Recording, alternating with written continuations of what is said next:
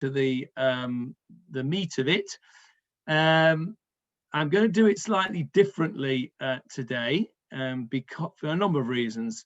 The main reason is that some of you may know I have now tested positive for COVID, and I am sat here in Manchester all on my own in isolation, and I'm not feeling 100%, to be honest. I'm not feeling so terrible, but I'm not feeling 100%. Sorry, Johnny. But I'm not sure that I'll make it through the full 2 hours that we normally do. So I'm going to try and do a bit more truncated version tonight, with the proviso that we will do some more of these sessions, because I think that there's lots more that we need to talk about, and we'll do another course of medical ethics with Tchelet, probably after Pesach. We will have another, probably in a more in-depth course. One of the things that we're going to touch upon, well, more than touch upon tonight, is going to be how we define death in Jewish law. That's the main issue, and we're going to talk about that in some detail. But we'll go into it in greater detail, perhaps in the next course. So that's that. Let me just switch this horrible printer off because it's making a dreadful noise.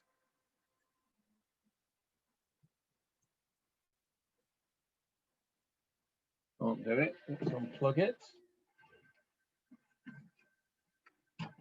There we go. That's unplugged. Right. So, organ transplantation is the topic for tonight. I did, well, Avril did send out the course material, which I hope that you all have. If not read it, at least you've got it there to read it at your leisure in due course. I'm going to use that as a template for what we're going to discuss tonight, rather than going through it word for word. But there's quite a lot of detail in that course material for you to get your teeth into, as it were, at a later date.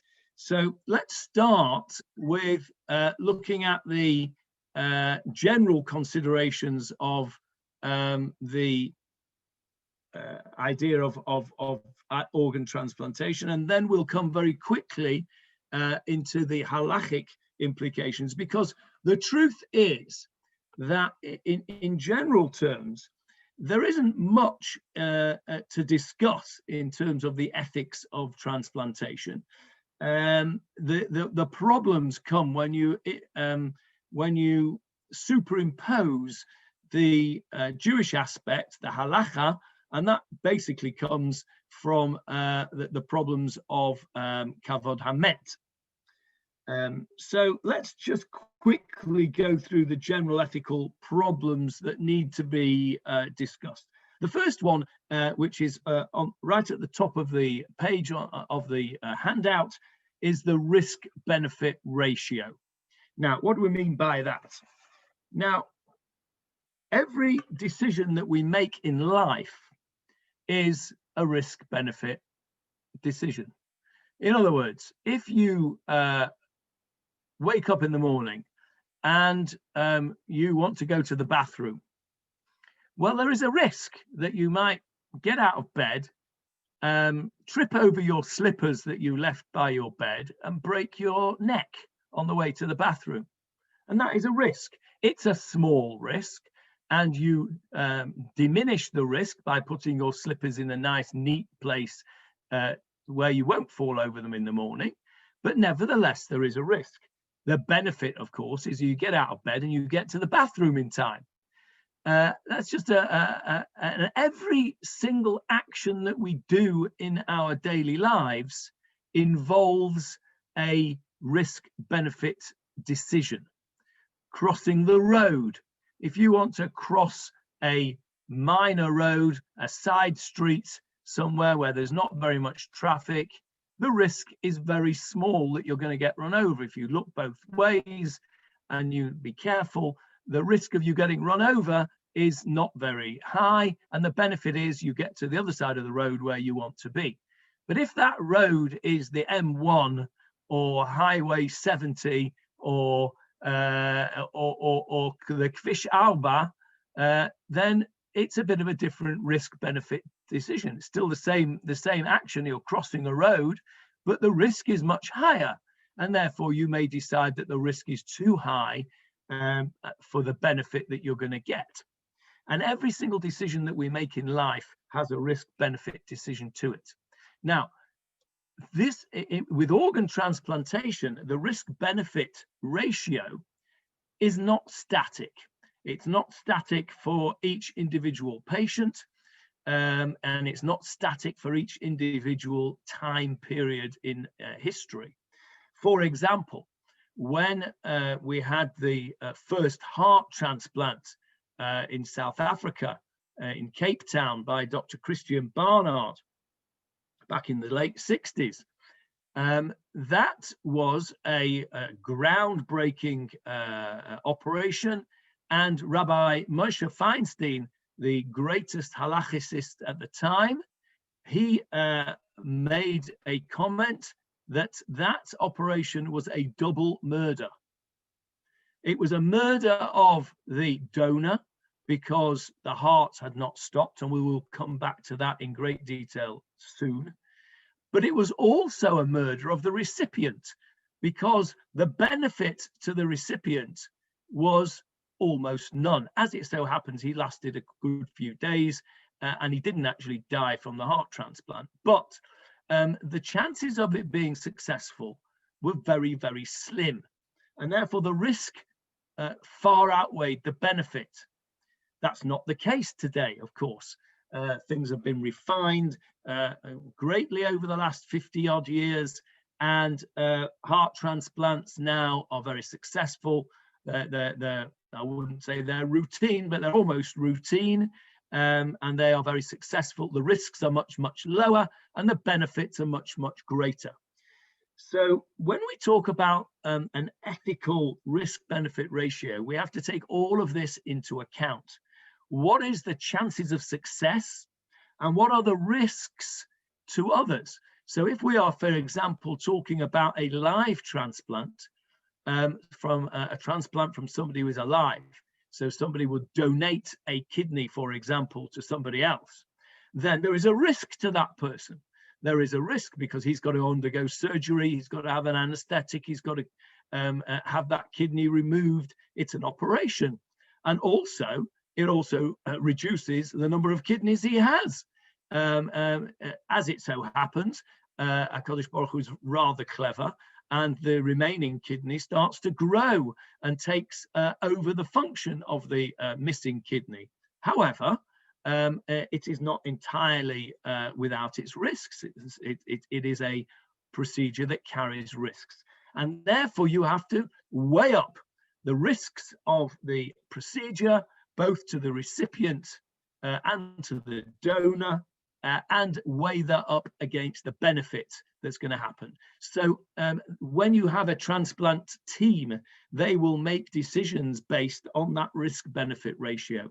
And it's not a straightforward decision. It's not sort of something that everybody will agree on. And therefore, they have algorithms and protocols that they go through. Score sheets are very, very popular in medicine today. There's a score sheet for everything. And it's, in some ways, it takes away the sort of the flair of medicine because everything is all standardized. On the other hand, what it does do is it puts this kind of risk-benefit ratio very clearly into perspective and allows a decision to be made correctly on a risk-benefit ratio. So I don't want to dwell too much more on that because it's pretty obvious, but it is something which every transplant team will take into account on every occasion that they do a transplant. Now, the next thing that's on my list here for general consideration, as opposed to the Jewish side of things, is informed consent. We have spent some time a few weeks ago going through consent, and I think that we have that clear.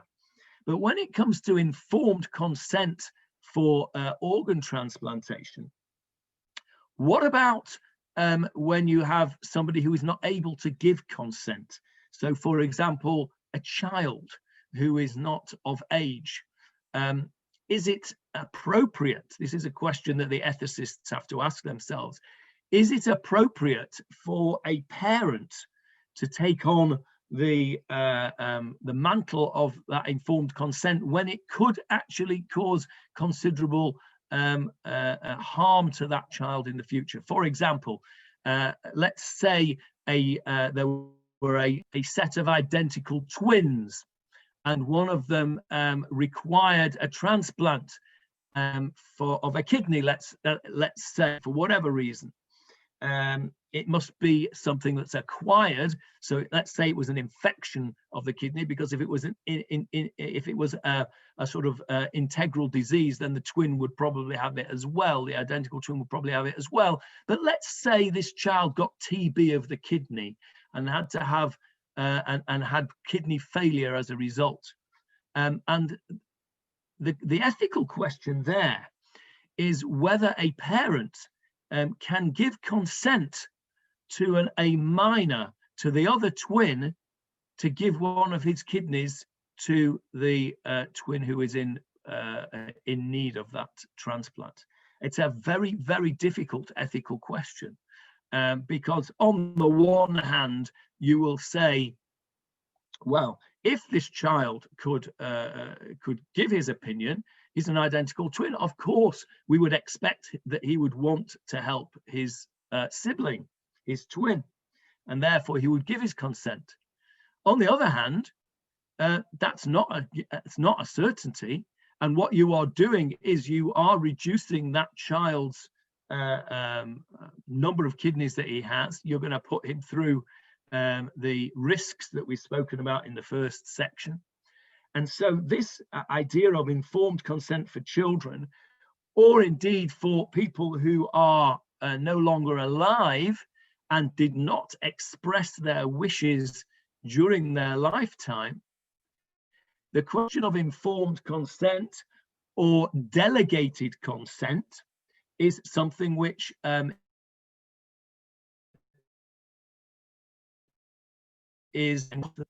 often asked to give an opinion upon and give a decision upon, because it is only the court who is acting as the guardian of the child who can give that decision in an unbiased way. So that's an ethical question which arises and which needs to be dealt with on an individual case basis each time.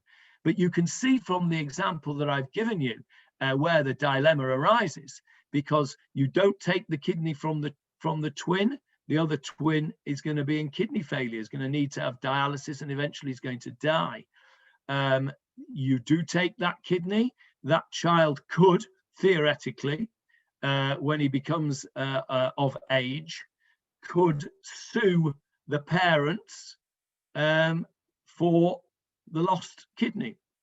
And now we would like to think that that wouldn't be the case, but not everybody is altruistic. Not every family works in a harmonious way, and therefore these are things which the ethicists and ultimately the courts are asked to decide these matters. And finally, on the general side, is the idea of, and we've called this organ donation. We call it organ donation, but not all organ transplantation is donation. Generally speaking, when we say donation, you mean you give it for nothing. A donation is usually something which you give freely and for free. But there are places in the world, very sadly, where people feel the need to sell their organs. It's a tragedy that in the 21st century, there should be human beings who are so poor that the only way that they can survive and that they can make their family survive is to sell the only asset that they have, which is their body. And there are places in the world where organ sales take place on a regular basis for paltry sums of money. It's tragic that this occurs, but it does occur.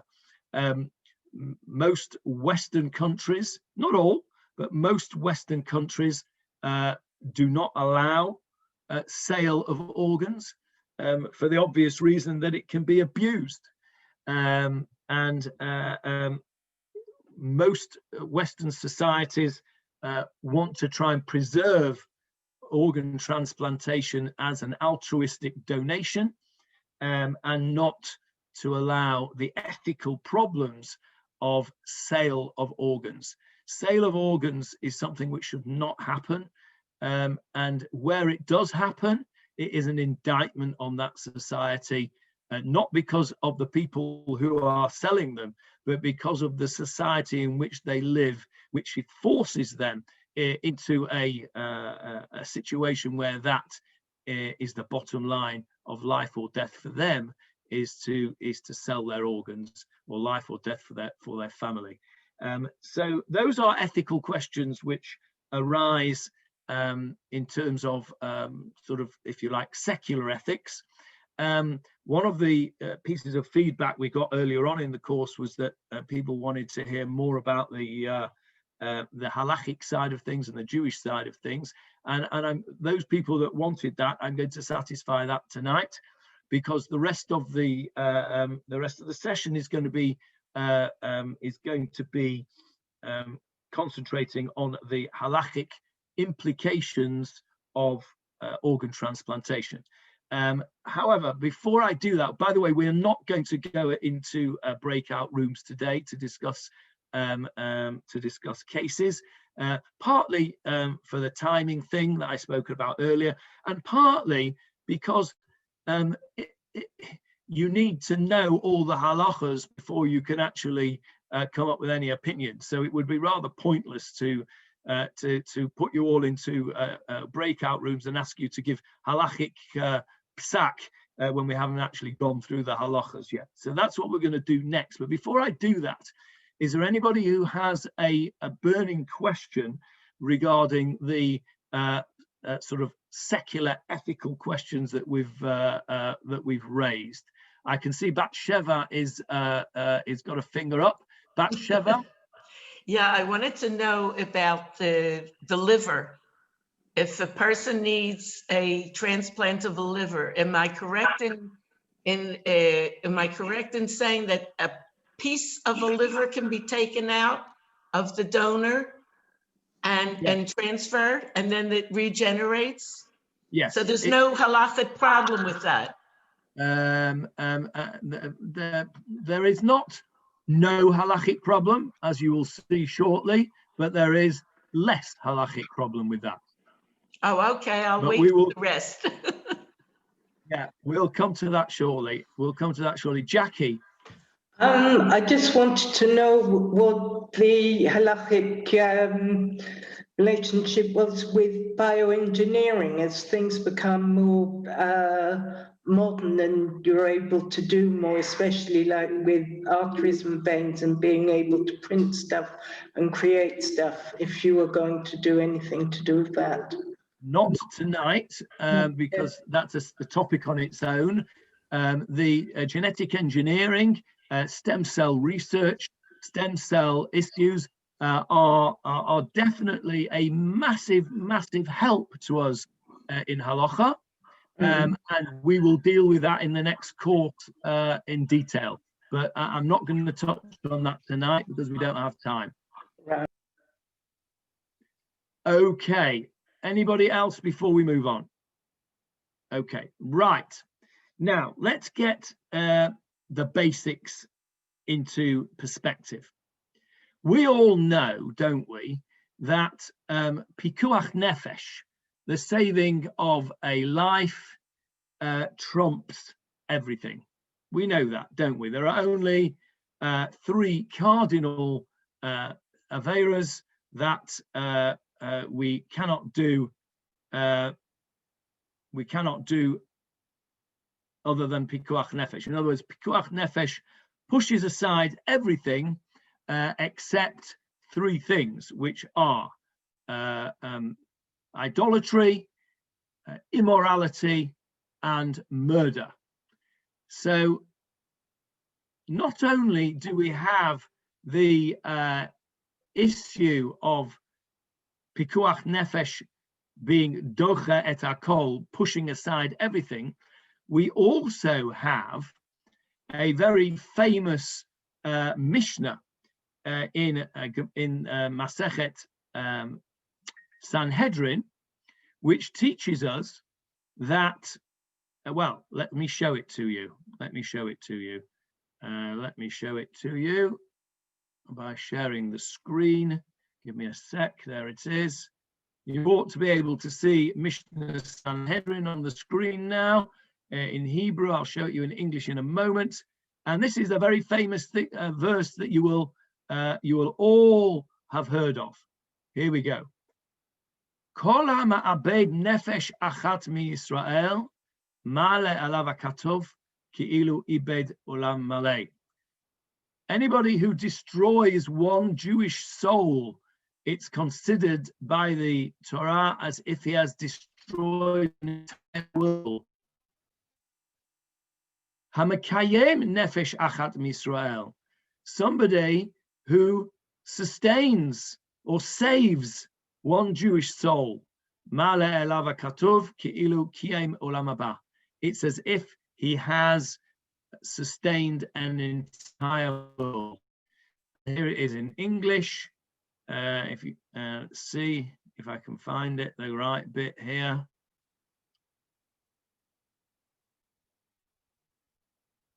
Can't find it, but it is in there. I promise you there we go. There we go. I found it. Anyone who destroys one soul from the Jewish people, i.e. kills one Jew, the verse describes him blame as if he destroyed an entire world, as Adam was one person from whom the population of an entire world came forth. And conversely, anyone who sustains one soul from the Jewish people, the verse ascribes him credit as if he sustained an entire world. So therefore, based on those 2 concepts, the concept of Pikuach Nefesh, saving a life, pushes aside every other consideration except for the 3 cardinal sins, plus the Mishnaic statement that somebody who saves a soul, it's as if he saved an entire world. It would appear to be pretty obvious, wouldn't it, that organ transplantation is not only permitted in Jewish law, but considered to be a mitzvah, a positively good thing to do. Another question that we will need to ask ourselves, I suspect that's Paul, not Barbara. Paul has written, but Adam wasn't Jewish. I'll come back to that in a minute. So where was I? I've lost my train of thought now. So we've got those 2 concepts. You'd have thought that organ transplantation, it would be a mitzvah.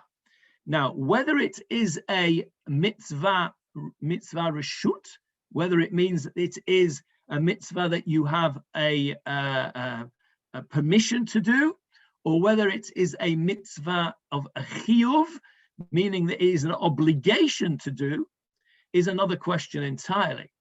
So we will come to that later on, and that is whether you are obligated to be an organ donor, or you are only permitted to be an organ donor, or in fact, whether in some cases you are forbidden from being an organ donor. So on the face of it, it would appear that the Pikuach Nefesh situation and the saving one soul, meaning you're saving an entire world situation, would lead us to believe that there's not a lot to discuss in terms of the halacha. But that isn't true, because it's a much more sophisticated and complex problem. And the problem is that we have halachot to do with kavod hamet, to do with honoring the dead, which are very, very highly regarded mitzvot, if you like, if I can put it that way. They are considered very serious issues. Now, I was asked to give the guest speaker. I was the guest speaker at a Chevra Kadisha dinner in 2012, and I chose for my topic at that Chevra Kadisha dinner. I chose for my topic organ transplantation, which you might think was a bit of a weird thing to talk about to the Chevra Kadisha. For those of you who don't know, the Chevra Kadisha are the group of people who look after the dead, who see to the needs of the dead, to wash the dead, do the tahara, make sure that everything is correct for the burial, etc. And they, every Chevra Kadisha has once a year, they have a getting together where they have a speaker, and that was the topic that I chose for the Chevra Kadisha dinner in 2012. And when I was preparing for tonight's session, I knew I had all sorts of notes on organ donation, but I couldn't just put my hands on them. So I put into the search engine of my computer organ donation, and up came my speech from the Chevra Kadisha dinner from 2012. And so, you know, this is what happens with computers, and you know, you thought, oh, that's interesting, I'll read that. And I just want to read you a little bit from this speech, because it's very, very appropriate. And it goes like this. It says, this is what I said. I was on an Any Questions panel last Sunday evening at such a body shul, and one of the questions that came up was on organ transplantation.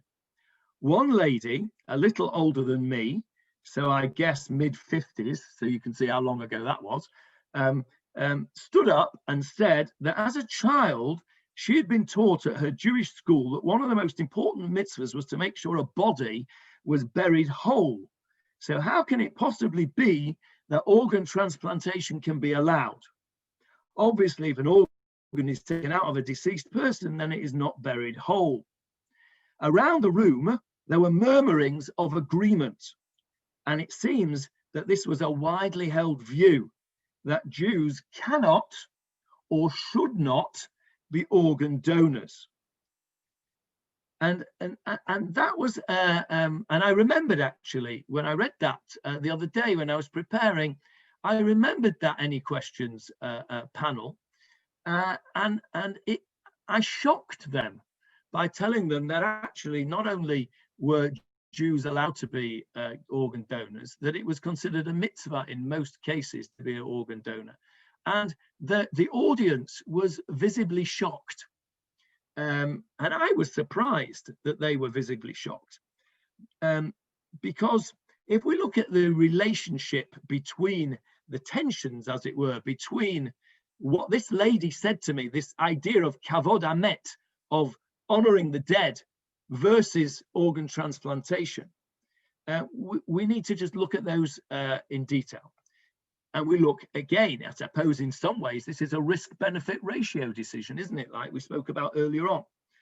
So the first thing we've got to say is that by taking an organ out of a person and giving it to another person, the recipient gains benefit from that organ.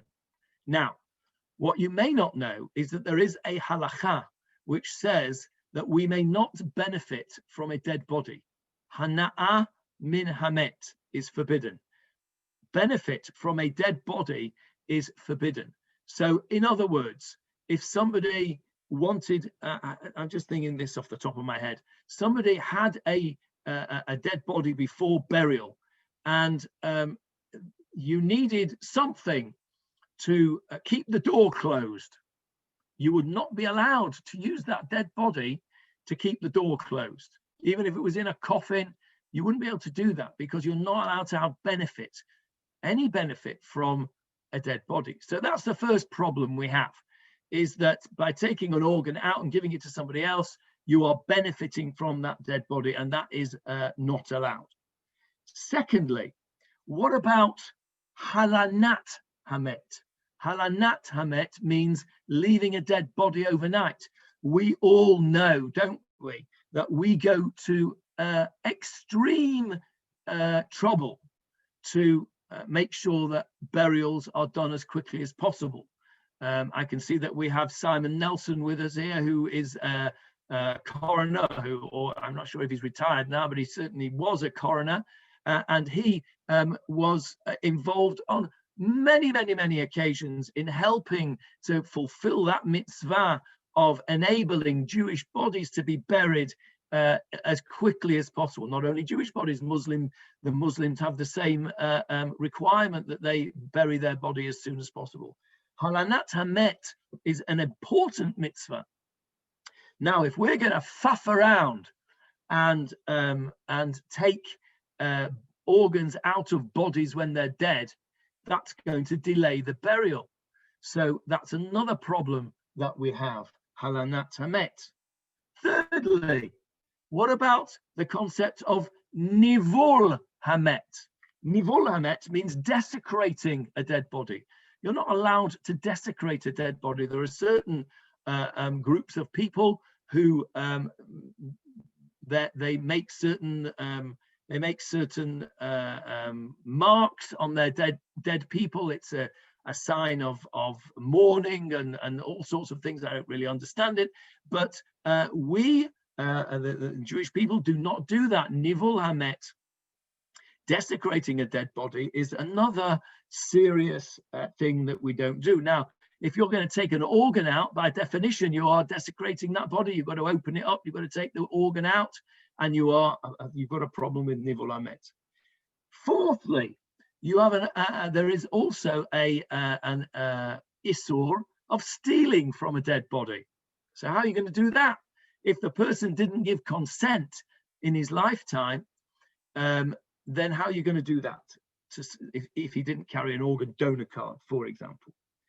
So all of those things we have as potential problems. But as we said at the beginning, every single one of those goes out of the window because of Pikuach Nefesh. We are saving a life doing those transplantations. So when we are saving a life, we have two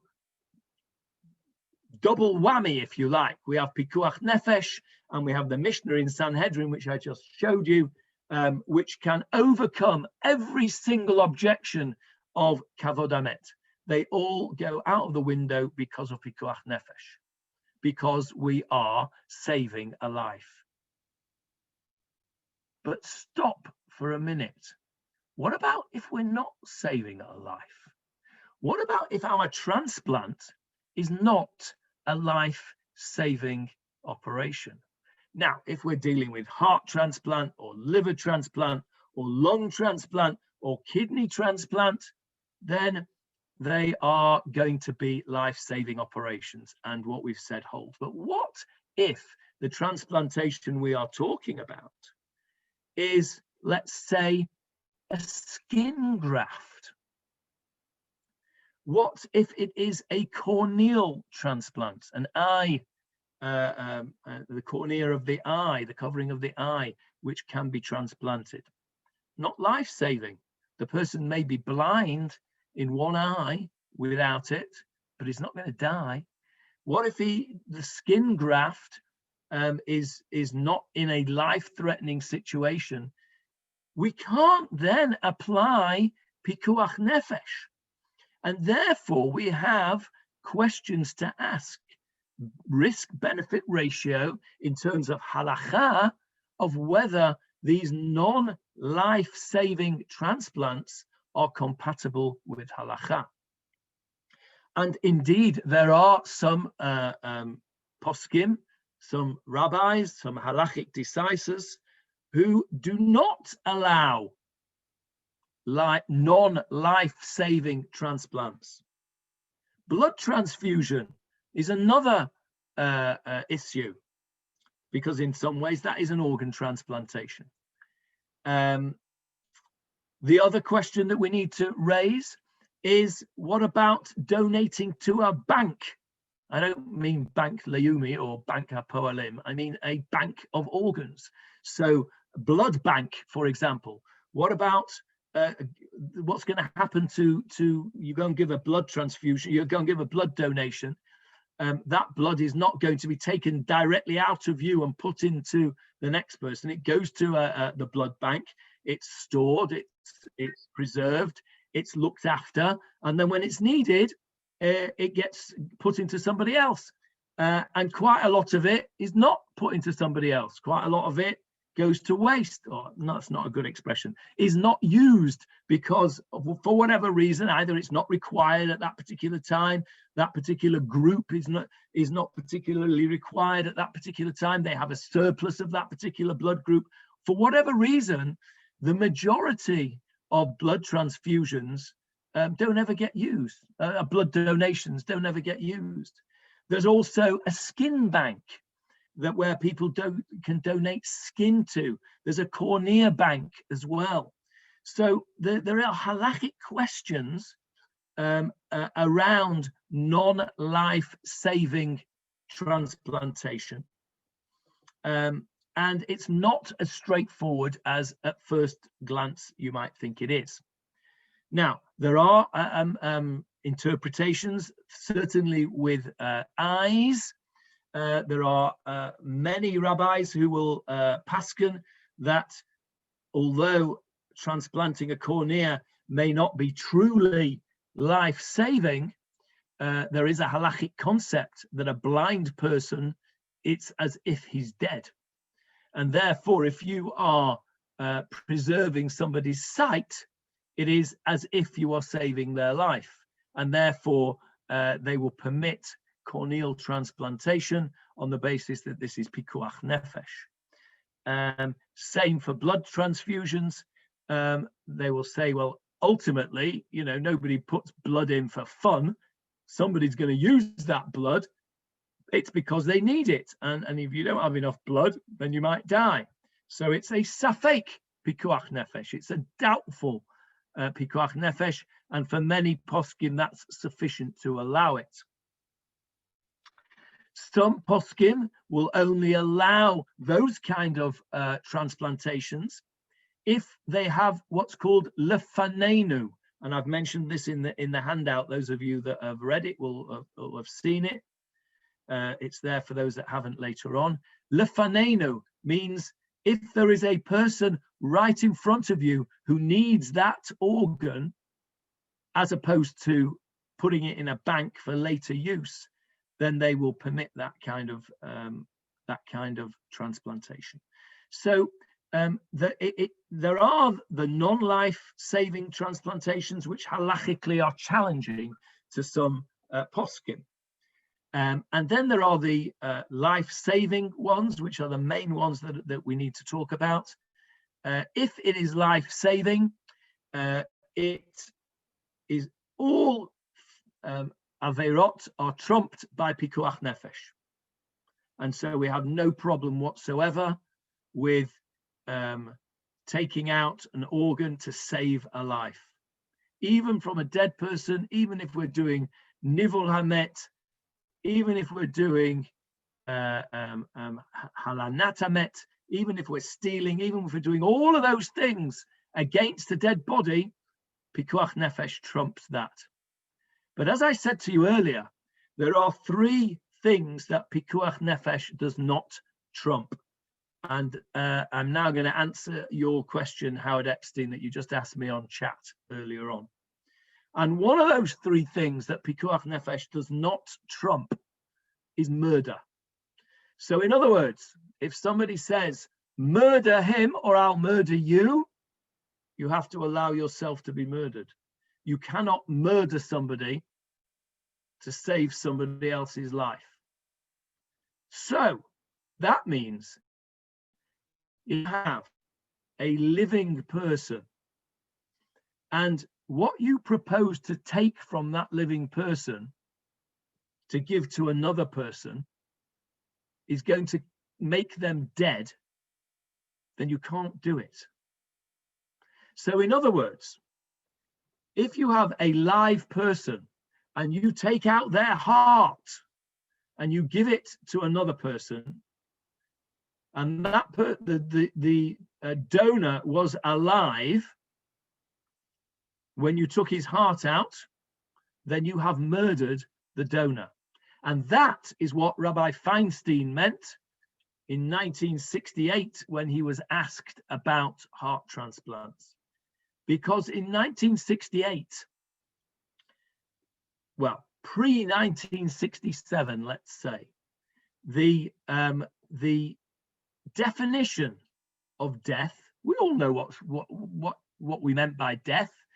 Somebody is dead when their heart stops beating and they're no longer breathing, right? Yes, right. Until 1967, that was the case. There was no such thing as brain death, brain stem death, cerebral death. It didn't come into the equation. Death was when your heart stopped and you stopped breathing. We have a famous Gemara on which the halacha of cardiorespiratory, or at least respiratory death, is based. A famous Gemara in Gemara Yoma, page 85a, if you want to look it up. I think I might actually have it available. Let me just see if I can find it for you. Here we are, I have found it. So just give me a second and I'll share it with you. There it is. Okay, let's just do it in the English because it'll be easier. The rabbis taught, if a person is buried under a collapsed building, until what? We're talking about on Shabbat here. The Gemara is talking about a situation where a person is walking along the street and a wall collapses on him, and it's Shabbat. Now, it's forbidden to remove those stones on Shabbat because the stones are mukta, and you're not allowed to be moving those stones. However, if that person might still be alive, then Shabbat goes out the window because it's Pikuach Nefesh. If that person's alive still, then of course you move the stones off him to save his life. So the rabbis asked a question. How do you know if he's still alive? So the rabbis taught, if a person is buried under a collapsed building on Shabbat, until what point does one check to clarify whether the victim is still alive? Until what point is he allowed to continue clearing the debris? And they said one clears until the victim's nose. If there's no sign of life, i.e. if he's not breathing, he is certainly dead. So what that means is that here, the rabbis in the Gemara have clearly said to us that death is decided on the basis of what's coming out of your nose or not coming out of your nose. In other words, if there's no air coming out of your nose, then you're not breathing. And if you're not breathing, then you're dead. Carry on in the Mishnah over here. And some say one clears until the victim's heart to check for a heartbeat. And there you are. That is the famous Gemara in Yoma 85a, on which the entirety of the halacha of death is based. Now, we will go and see that later on in the 20th century, we had to think a bit more about it. But basically, from the time when the Gemara was written in 500 till 1967, a period of 1900 years plus, that was the scenario. In Halacha, death was either respiratory or cardiac, or preferably both, cardiorespiratory death. So what changed in 1967? Well, what changed in 1967 was Christian Barnard. Christian Barnard in Cape Town performed the first heart transplant. And once heart transplants were able to be done, once it was possible to do a heart transplant, we had to find a different way of defining death, because heart transplant could not be done with a heart that had stopped beating. It could only be done with a beating heart. If you have a beating heart, according to what we've just seen in the Gemara, then you have a living person. If you then take out that beating heart to give it to somebody else, you have a dead person. You have killed him. And that is why Rabbi Moshe Feinstein said it was murder. It wasn't just Rabbi Feinstein that said it was murder. The whole world, the whole ethical world, had a real dilemma, because here we had the potential to take a heart that was no use to the person that had it, because he was never going to recover consciousness. He was never going to use that heart, if you like, in a meaningful way. And we had the potential to give life to another person. But in so doing, we had to murder the first person. Well, we couldn't do that because that's not allowed. It's not ethical. It's not Jewish. It's not Christian. It's not anything. You can't murder one person to save somebody else's life. So they had to come up with a new system to define death. And so where did they go for that? They went to the best brains in the world. Apologies to the Brits, apologies to those that went to Oxford or Cambridge here, but they went to the best brains in the world, and they went to Harvard University. And the Harvard University came up with what became known as the Harvard criteria. And the Harvard criteria were used to define a completely new concept, the concept of brain death, or more correctly, and then it was later on refined to be brain stem death. And I'll tell you what that is in just a moment. But I just want to go back to the Any Questions panel that I was on back in 2012. Why was it that the whole room was surprised and was murmuring when I said it was permitted to be an organ donor, when they had been told, when they were in Jewish day school or after school cheder, that it was forbidden to bury a body when it wasn't whole? And the clue to the reason that they were so surprised is the age of the questioner and the age of the audience. I said to you that they were a little older than me. They were at that time in their 50s, so they'd be now in their 60s. So when they were learning those things, they were at school. They would have been in school in the 50s and 60s. They would have been in Jewish day schools or in cheder in the 50s and early 60s, before 1967. So what they were taught in 1966 and before, all the way back to 500, was based on the Gemara in Yoma 85a. So that is why, unfortunately, the majority, that's why I didn't tell you where the shul was where I spoke. The majority of the people that were in this audience, their Jewish education stopped when they were at 12 or 13 at their bar or bat mitzvah. And when they were 12 or 13, the halacha was very clear. You have to bury a body whole. Organ transplantation of that type hadn't even come on the scene. And that was why they were so surprised when I told them the halacha of modern day. So I thought that was an interesting sort of demographic thing. If you were to ask younger people about that, they would have been taught completely different philosophy and different halachot.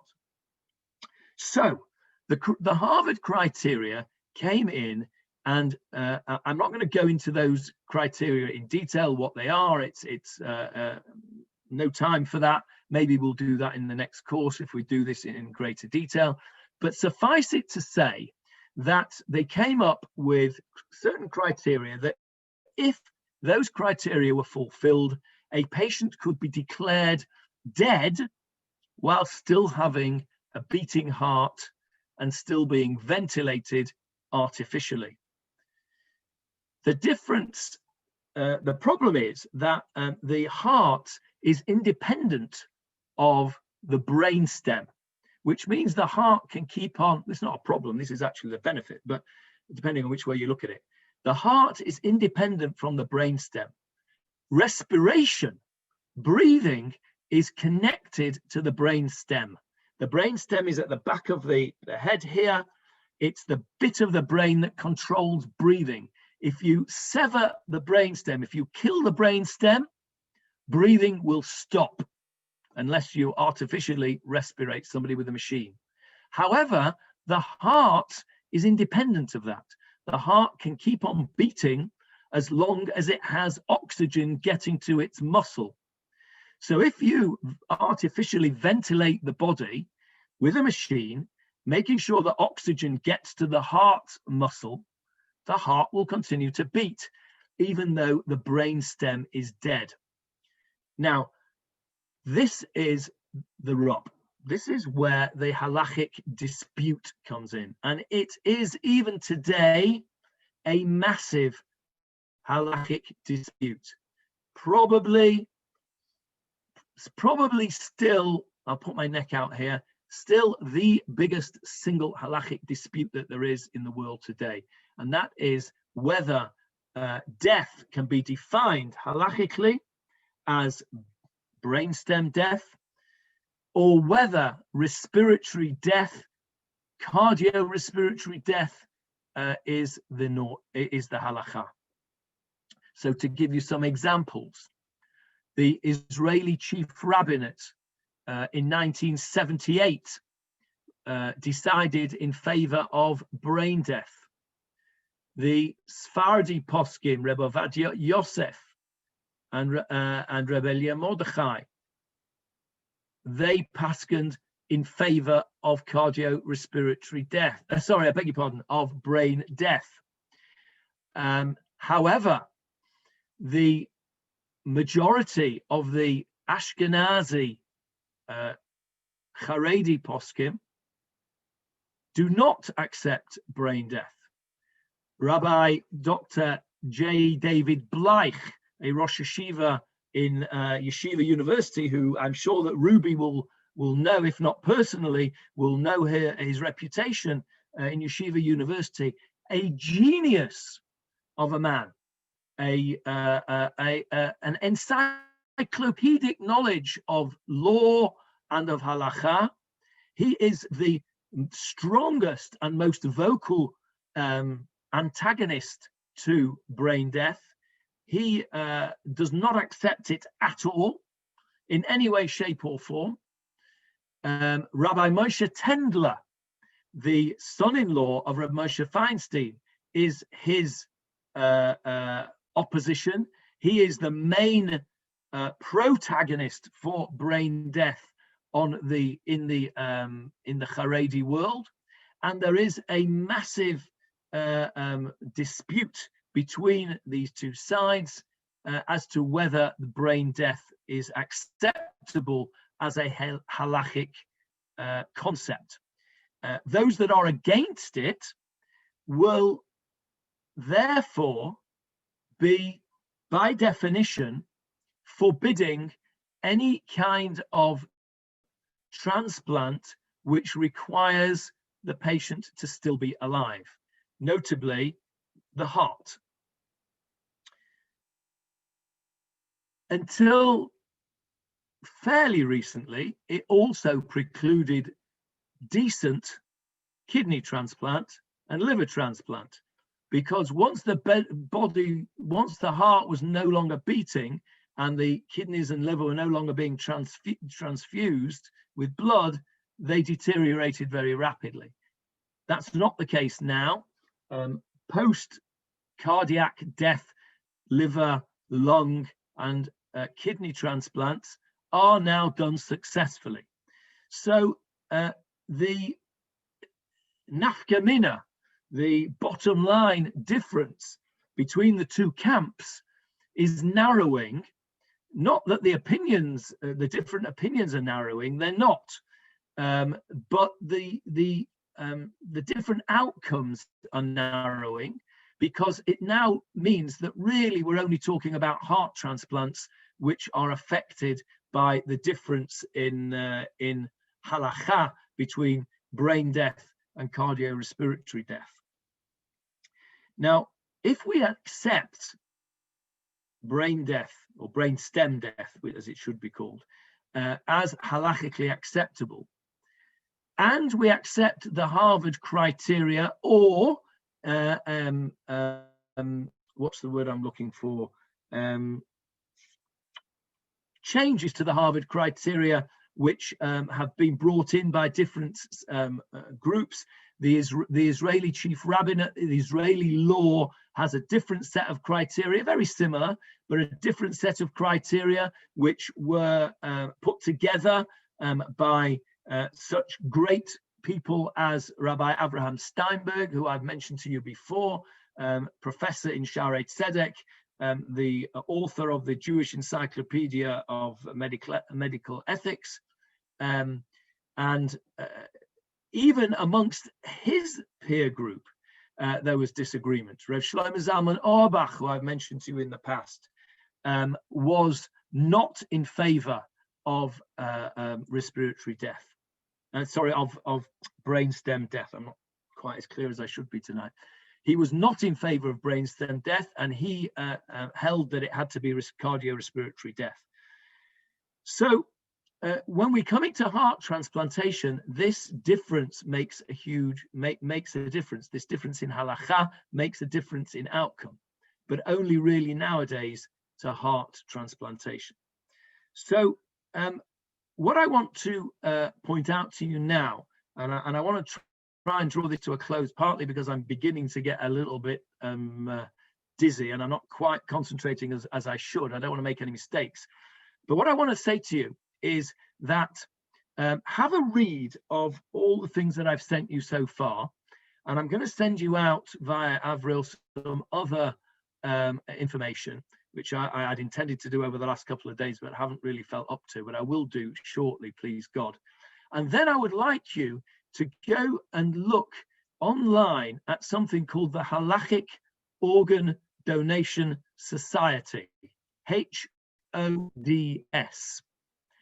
And you have to go and look at this website to get its full glory. I can't do it justice by describing it fully.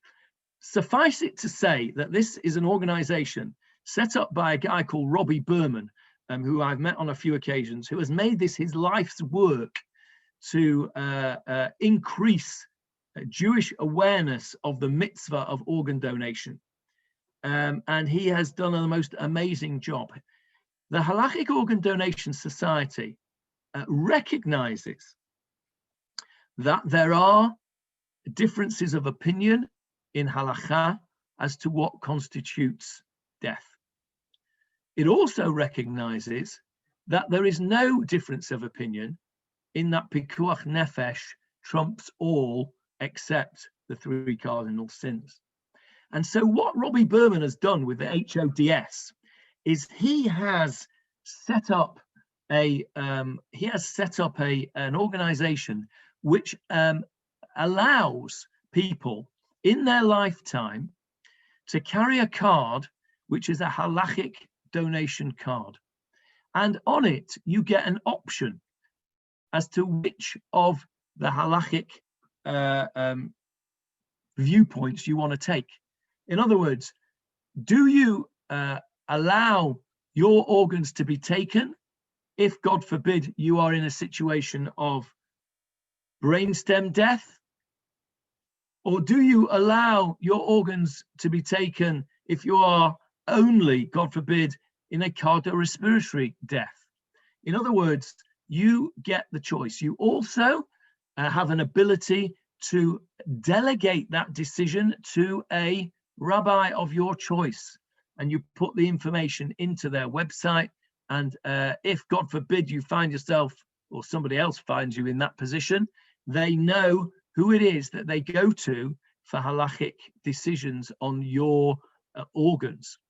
And there have been thousands, literally thousands of lives saved by the HODS by encouraging people to carry these cards.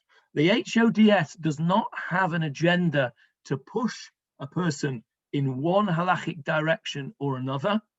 It merely allows the person to discuss what they feel is the correct halachic decision for them in conjunction with their halachic authority, their rabbi, and then to make that decision known via the halachic organ donation card, which I meant to get ready for you. If you'll just excuse me for one moment from the screen, I'm going to go and try and find mine. It should be in my wallet, if I can find my wallet, and I will show you what it looks like. Just give me a minute.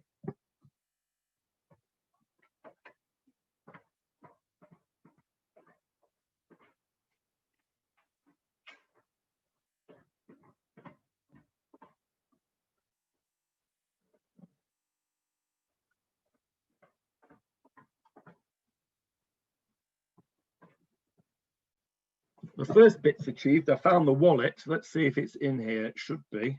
Not much point if it isn't. That's my Klalit card. We don't want that, do we?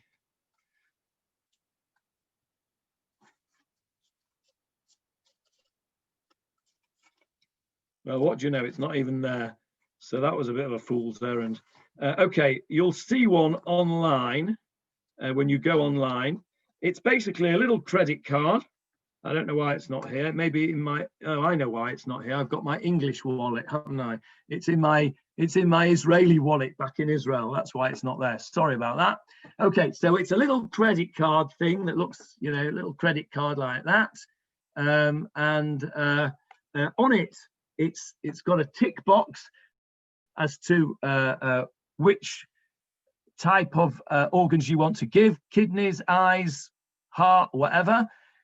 And on it also has the name and address of the or name and phone number of your halachic authority who should be contacted.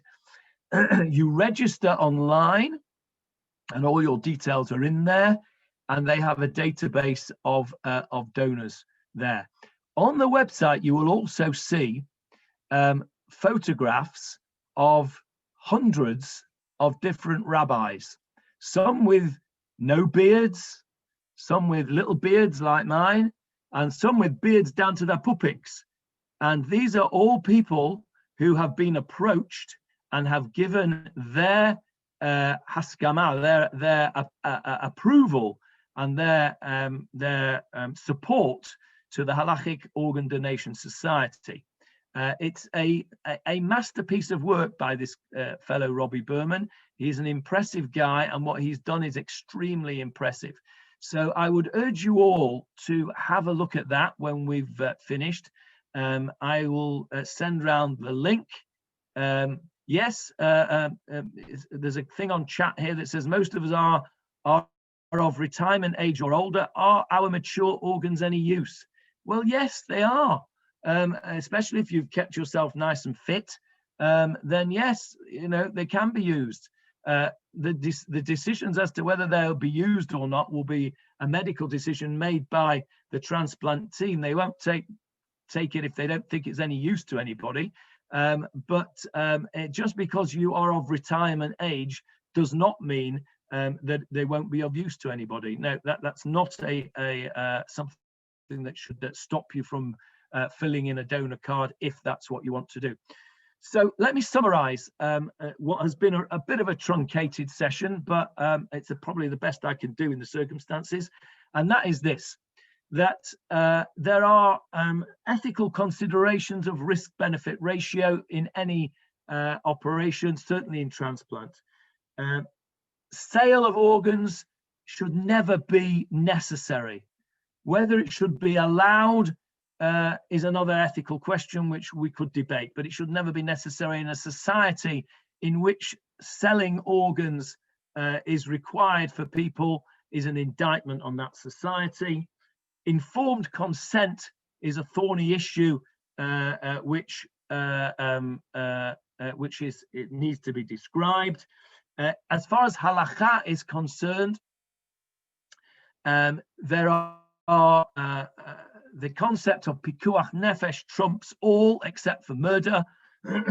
So any life-saving transplantation which does not involve taking out a beating heart should be halachically acceptable to everybody, although it isn't. I mean, there are people who don't accept it halachically, but almost everybody.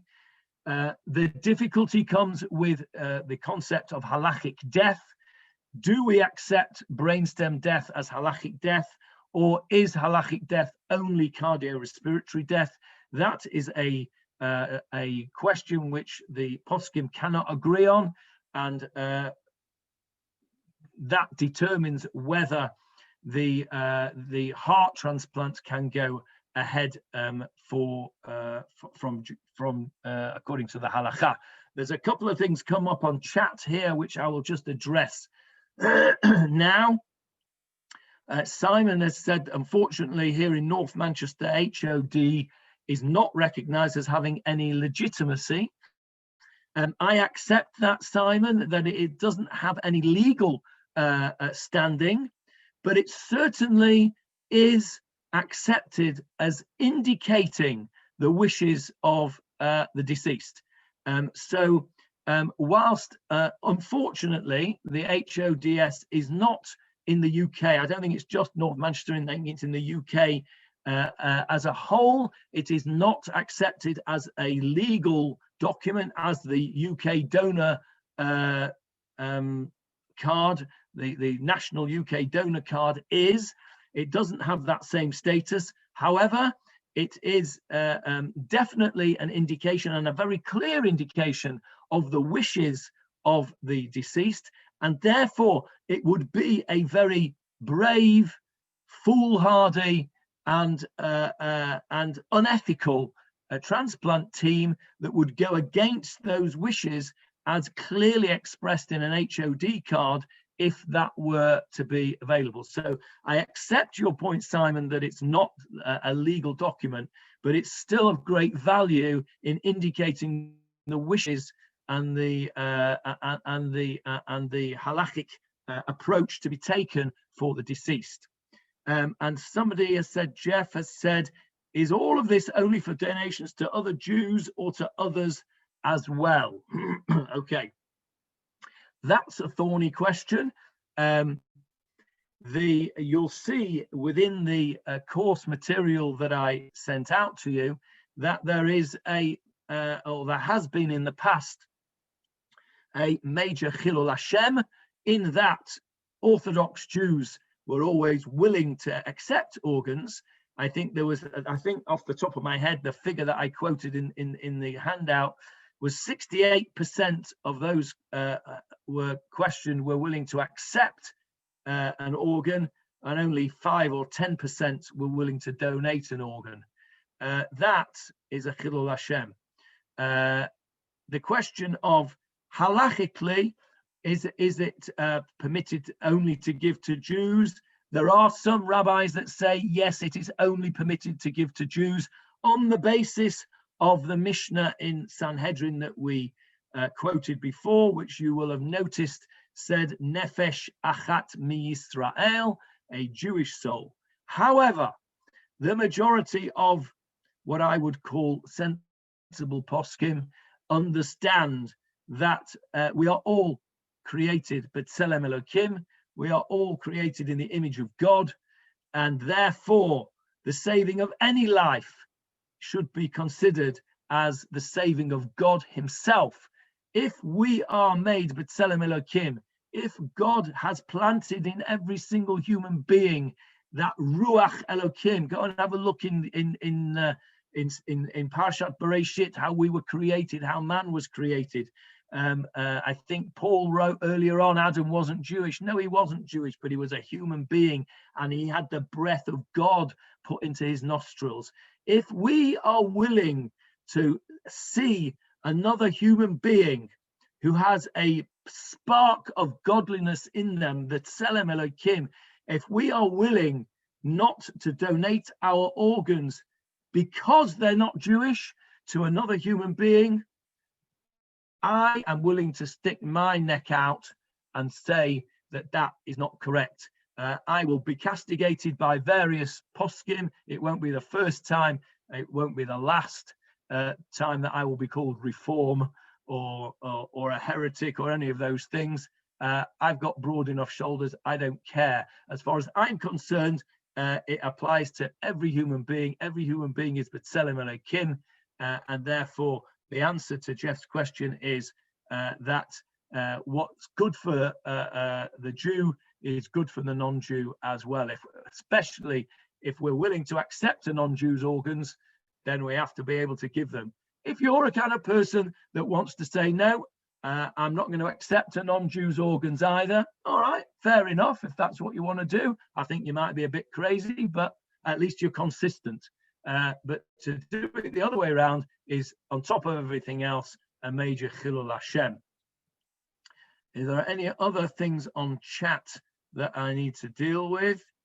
No, I think we've dealt with those on the chat. Any questions before we go? Lynn, yes, Lynn, unmute yourself and ask.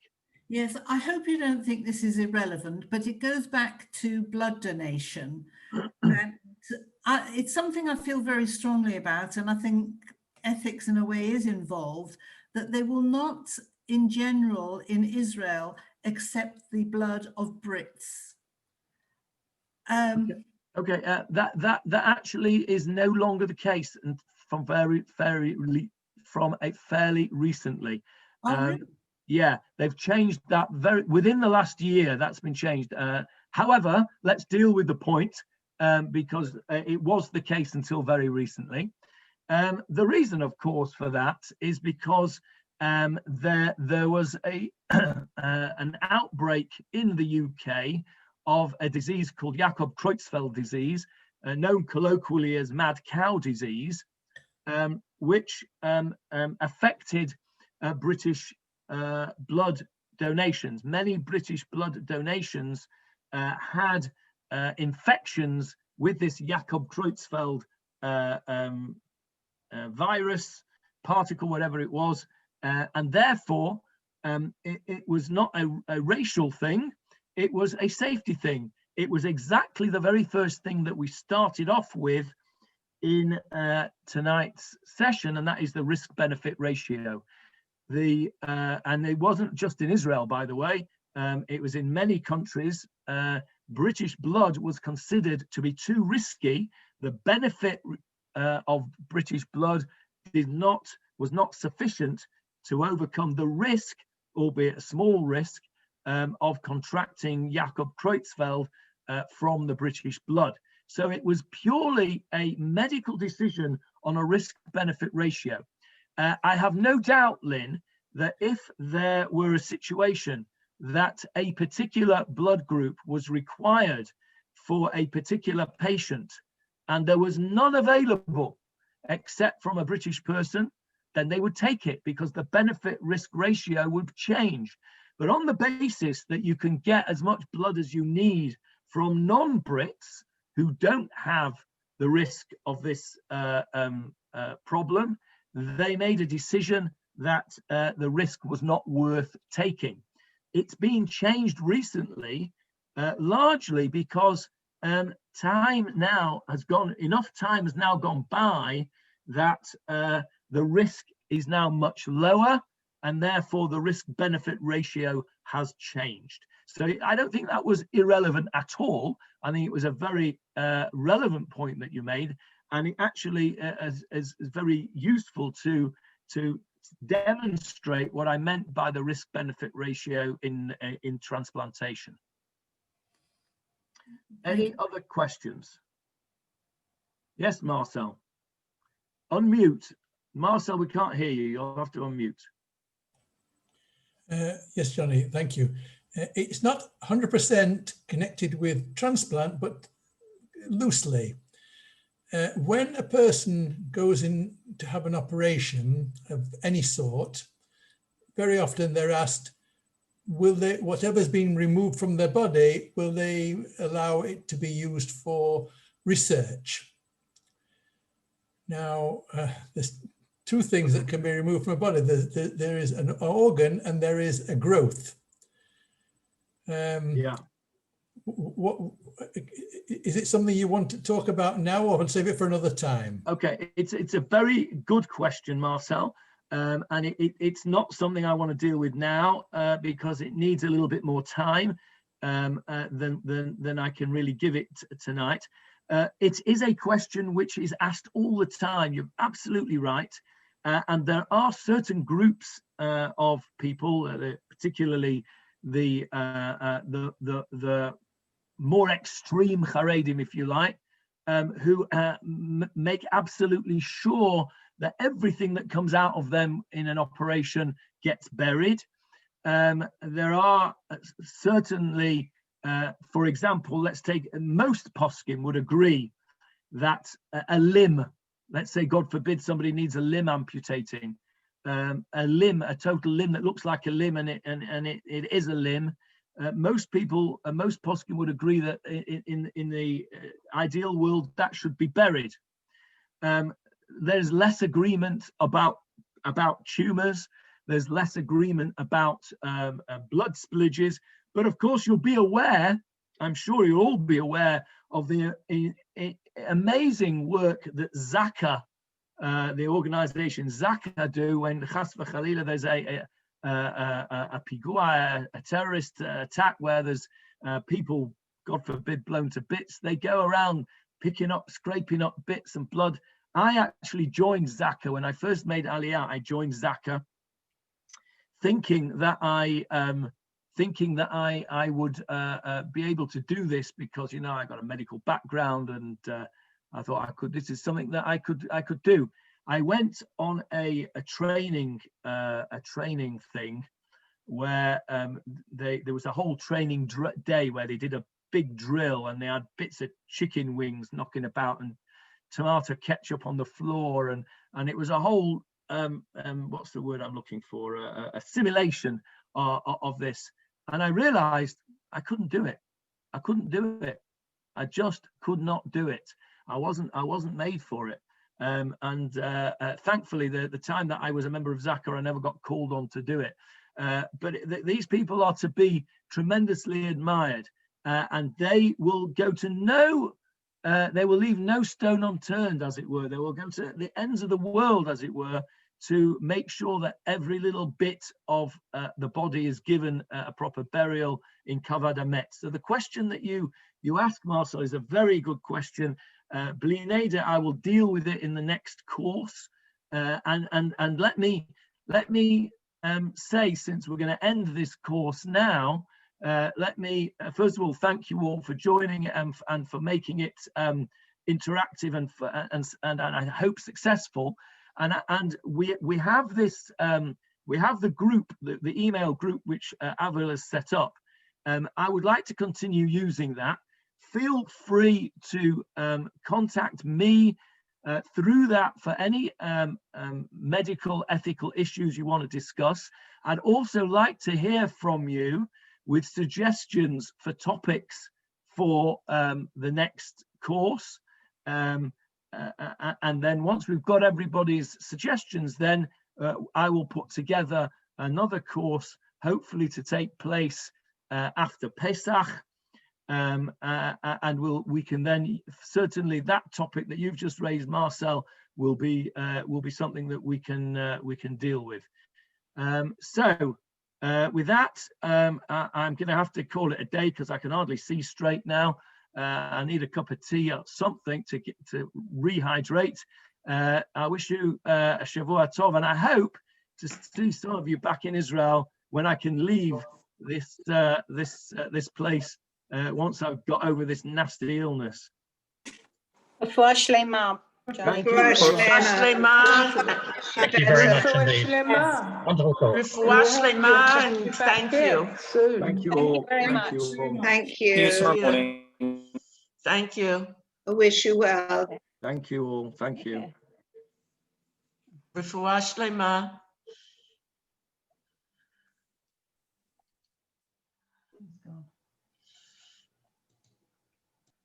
Switch it off now anyway.